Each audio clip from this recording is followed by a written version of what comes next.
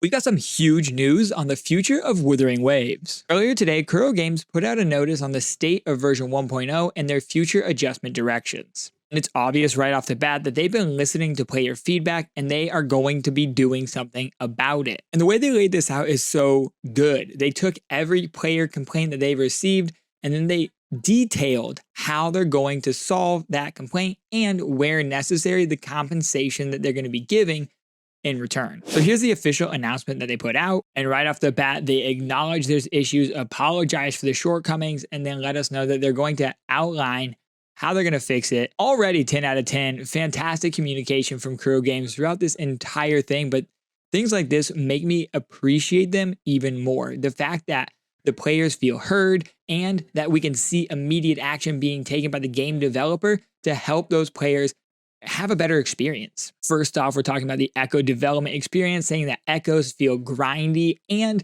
we don't get enough materials from the tacit fields. Also, they address the fact that there's currently not a wave plate storage system, meaning that any overflow over 240 is just wasted if you're not logging on consistently to spend it.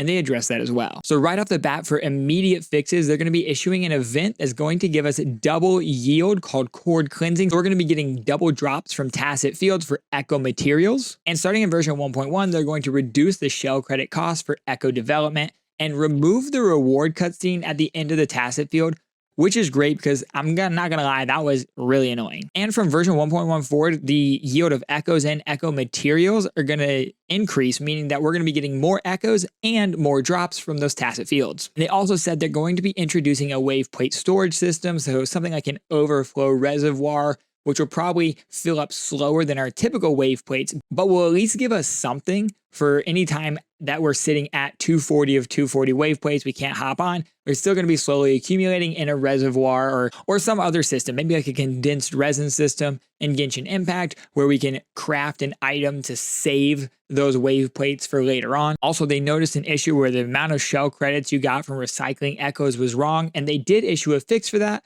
But since they didn't notify everyone, they said that some people's experience was still negatively impacted. So to compensate that, they're going to be providing an extra 1 million shell credits. And then to address the poor experience of the echo system, and with the tacit fields costing a lot of wave plates and not giving as many rewards, they're giving everyone 20 crystal solvents, which gives you 60 wave plates each. That's the equivalent of 1,200 wave plates that we're going to be getting as compensation for this. And that's hitting your mailbox within the next couple hours from recording this video. Now, you've probably seen some things floating around about Ji-Yun's signature weapon having a mistranslation that's caused a lot of issues for a lot of people, and there's been a bunch of drama blowing up about it. So to compensate for that, we're getting 5 Forging Tides, the weapon banner wishing materials, and those should also be hitting your mailbox within the next couple hours. Now, they've also received a lot of feedback about the Overdash Club event and how it isn't as rewarding as people were hoping. So they're just giving us a whole new event called Wuthering Exploration, and it offers new rewards and new content to improve your gaming experience. It's going to start on June 13th, and it's going to give 800 Asterite as well as a morphable Elite Class Echo 1,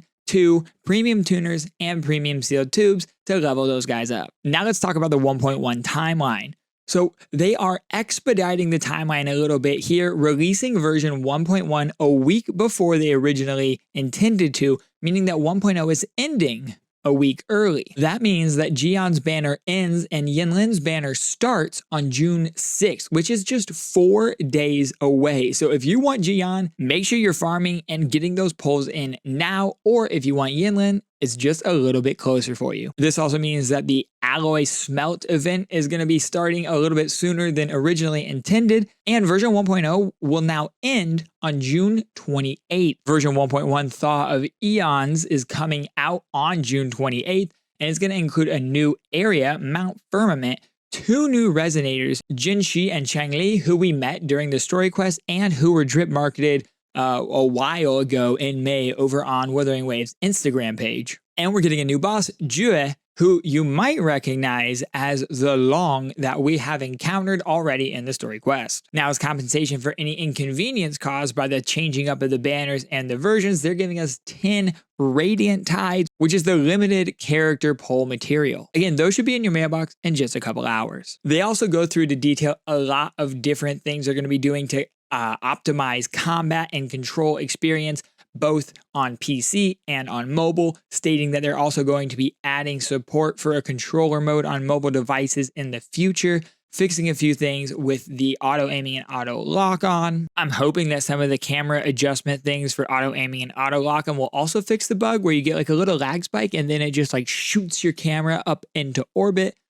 That one's really annoying. And then they go on to detail some of the other bug fixes that they're working on, like audio and sound effects bugs, performance issues like crashes and instability. And they're also going to be changing a little bit of the elusive realm in regards to new content, playable characters, challenges, mechanics, buffs. They're taking all of that into consideration, and they are going to be making some changes to that to enhance the experience. They said that they're committed to listening to all of the feedback, to continuously organizing, optimizing, and resolving these issues to make Wuthering Waves better. And they'll continue to share and communicate future updates and optimization progress with us actively. They've already been so communicative with us as a player base that it just feels good to feel heard. I'll leave a link to these notes down in the description below if you want to take a read for yourself.